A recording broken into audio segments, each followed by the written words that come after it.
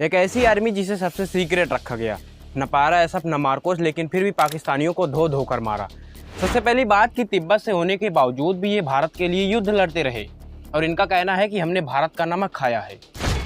दरअसल 90 साल के दलाई लामा तिब्बतियों के 14वें धर्मगुरु हैं, जो चीन से तनाव और लहसा में विद्रोह के बाद मार्च 1959 में तिब्बत से भाग कर आए। इसके बाद 1962 में भारत सरकार ने तिब्बती युवाओं की एक गुप्त आर्मी बनाई, जिसे टूटू आर्मी कहा जाता है।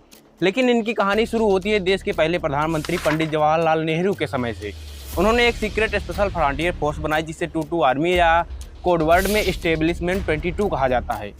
फिलहाल इसका मुख्यालय उत्तराखंड के चकराता में है, मगर इस फोर्स में केवल और केवल तिब्बत के लोग ही भर्ती किए जाते रहे और इनका तरीका यह काम कैसे करते हैं यह आज भी एक राज है।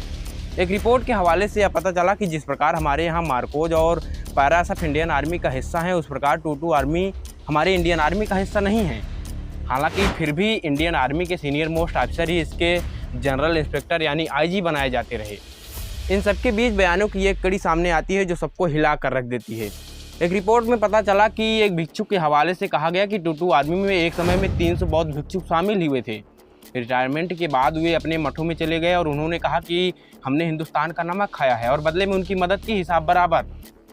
और 1956 में यह खुद को गोरिल्ला आर्मी कहा करते थे और यह हिंदुस्तान के लिए युद्ध लड़ते रहे। यही बात चीन को काफ़ी चुभती थी, क्योंकि इसी तिब्बती आर्मी ने चीन के नाक में कई बार दम कर दिया था।